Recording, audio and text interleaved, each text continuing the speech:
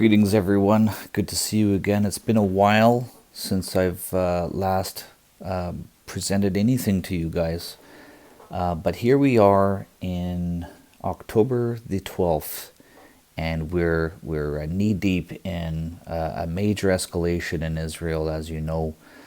I think most people that I speak to don't fully comprehend the depth and the history of the situation, right? Firstly, I just want to say I do feel for all innocent people. That includes the Palestinians who are also getting hurt. There's a lot of women and children being killed, and it's a horrible thing to hear. So for all innocent people involved, I pray for them. But looking at the big picture, we all know who wins. And it all goes back to the time, and some people, I was even looking on YouTube here, the history of Israel Palestine.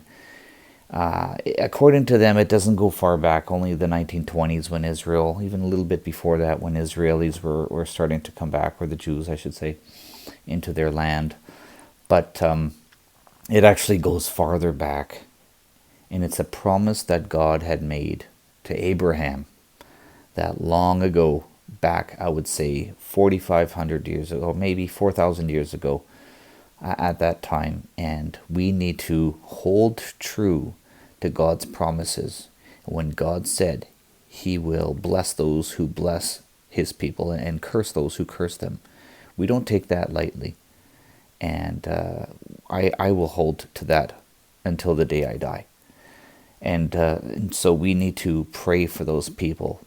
Just remember, this goes back a very long way from the time when Abraham was finally able to conceive and have a child. His first child was Ishmael. However, the promise wasn't done through him because he was doing things on his own. He wanted to have a child, and he went into her one of the other women that he wanted to have a child with, and he wanted Abraham to trust in him. And so finally he was able to conceive and have a child through his wife. And that is the promise that we get, is through her, not through Ishmael, not that firstborn.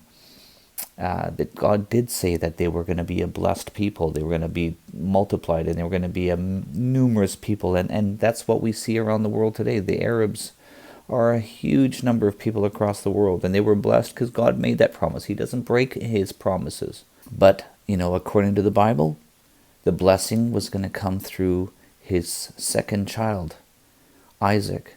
And so that's the one that we see today.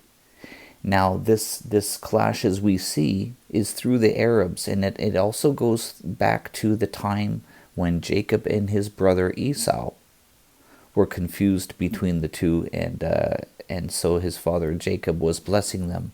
But Jacob actually knew what he was doing. He knew exactly what was going on. This is very prophetic stuff.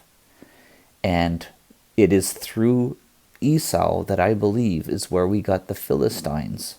It is the Philistines that came through the blood of Esau. And who are the Philistines? Well, it was the Romans who considered the Philistines, they called them the Palestina. And the Palestina is where we get the word Palestines, or the Palestinians. So it's the Palestinians go back to the Philistines. And I believe 100% in my mind that's who they are. And so it goes back a long way, not just in the 1920s when the Jewish people were coming back to Israel, but it goes much further back.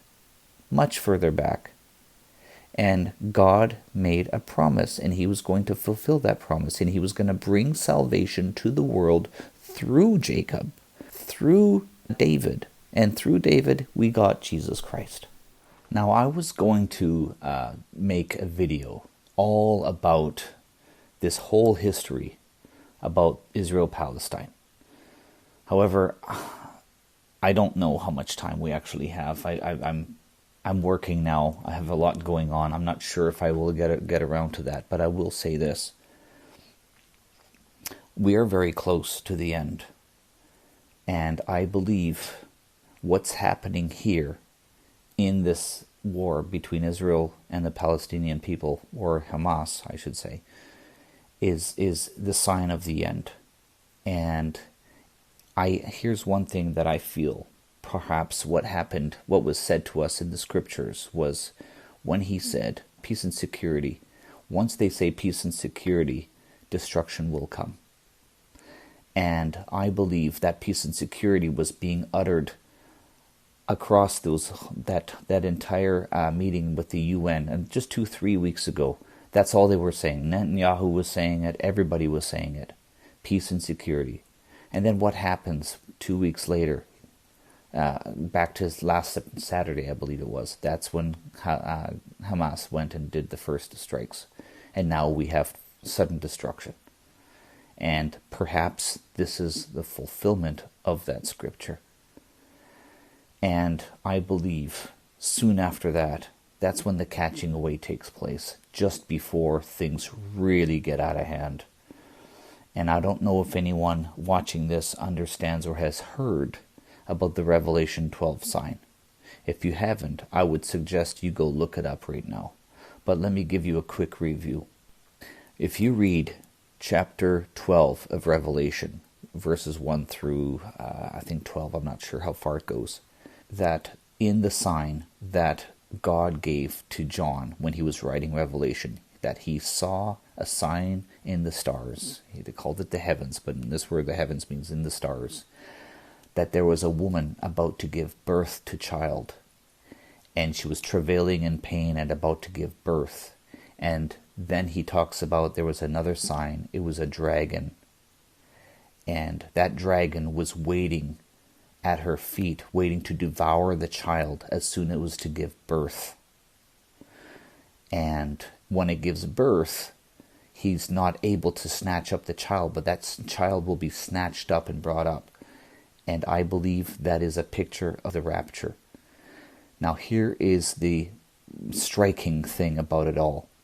It's been discovered in the past several months that in the stars we have the 12 constellations, and in one of those constellations is the constellation Virgo. Virgo is the virgin, it's the woman. And they've been watching this very closely through Stellarium, which is an amazing app that you can see real time, going back even 100 years and all the way up to 2,000 years into the future, that you can see exactly where the stars are moving, the planets, the comets, everything. You can track everything that is seen from Earth. Now, in the constellation Virgo, there was a comet that entered into what would be known as the womb of this virgin in that constellation. That comet entered the womb in around the 12th of December 2022. That was 9 months ago. And that comet is leaving, is actually finally going to leave. It's coming out around the legs, and it's coming out. It's coming out exactly tomorrow. That's October the 13th. Somewhere around 2 o'clock. I need to look at it up, but yeah, I'm sure you guys can find this on your own. 9 to 9.5 months later. It's striking. But what's more striking, guys, there's a name of that comet, and it's called Child. It's called Child. This is profound prophecy being fulfilled. This is so striking. And I couldn't believe my ears when I heard it. And then above all things, it's called Child. Is this what John saw in his vision? I believe so.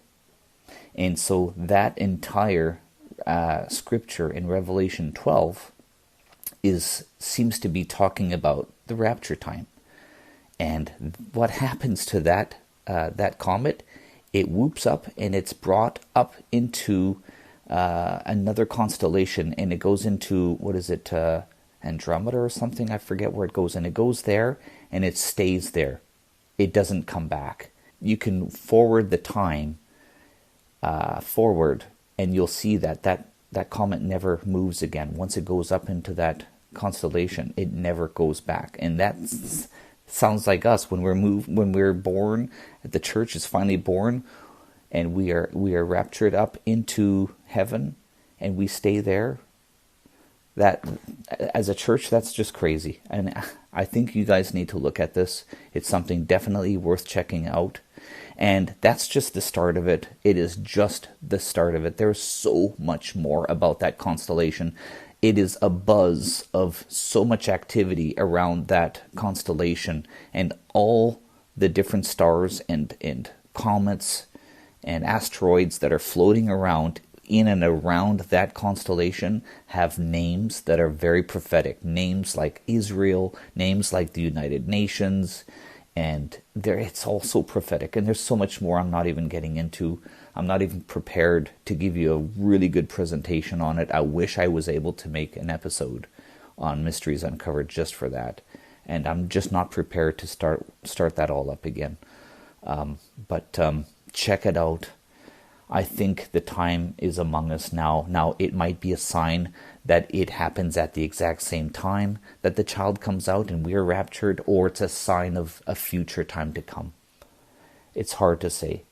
But at that same time, on October the 13th, at the very same time, there's also going to be an eclipse, a solar eclipse, which is what you're going to see is like a ring. So it's black with a ring around it. And that ring suggests marriage. And what does that say to you? We are about to get married to Christ. We are the church. We are the bride of Christ. And perhaps that's something to do with it too.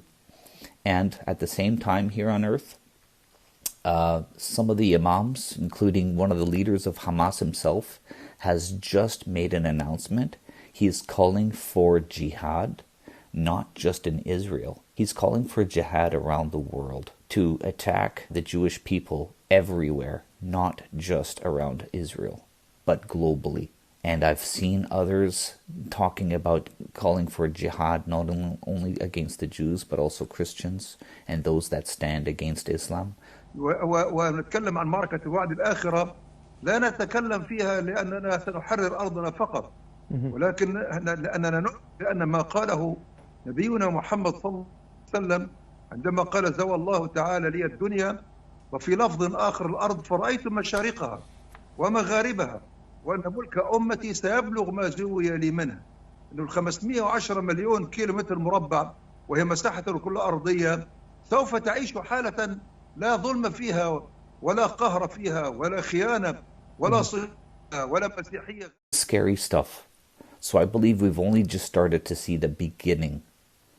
These are the birth pains, and now it's being born, and so all hell is breaking loose, and we need to be ready for Jesus no matter what. And I'm not saying, oh, the rapture's happening tomorrow. I'm not saying that. I'm saying we need to really, really watch right now. And with all this all happening at the same time, it can't be a coincidence, folks. It just cannot be. It is so crucial, and I just wanted to just share some of this because there's a lot that people don't know yet, and people don't understand about the true history between Israel and Palestine, because they are the Philistines, and they go back to Esau. And a lot of the Arabs, they go back to Ishmael.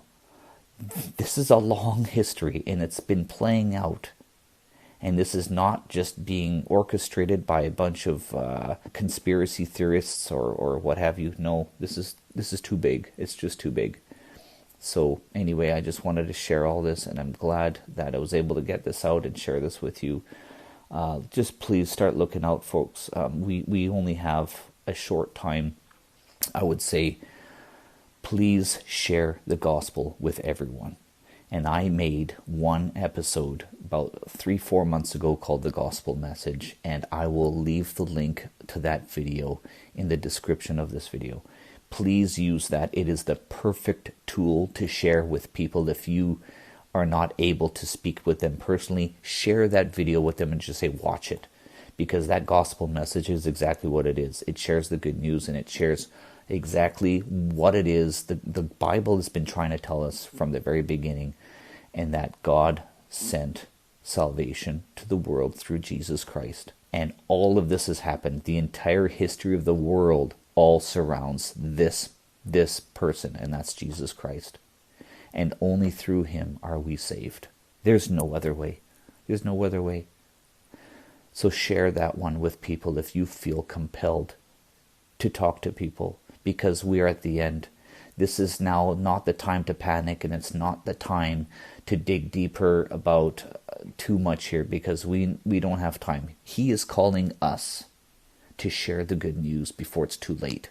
Because once we're gone, anyone left here has to endure 7 years of life of hell on earth. And that's not what you want for anyone. Does it mean that they have no chance for salvation? No, I don't think that's what that means, because there will be a seed left behind to grow, for the church to regrow during that period, and they can be saved before Jesus returns in his second coming. But that's not the one you want to be looking out for. You want to be saved now, before we're caught up. So please, I implore you, share the gospel to everyone you know. This is it. This is the time. This is it. There's no waiting anymore. There's no time to wait. It's over. All that, the time you had to play, waste, there's no more time for that. There's just no more time. So take it now. Share the gospel. And like I say, if you feel you need help, that's what that link is for. The gospel message is waiting for you to share. All right, take care. God bless you guys. I love you. And I'll hopefully have a chance to talk to you again one more time. A few more times if we have any time at all. But let's see what happens. If I don't see you then, I'll see you in the clouds. So take care. Bye-bye.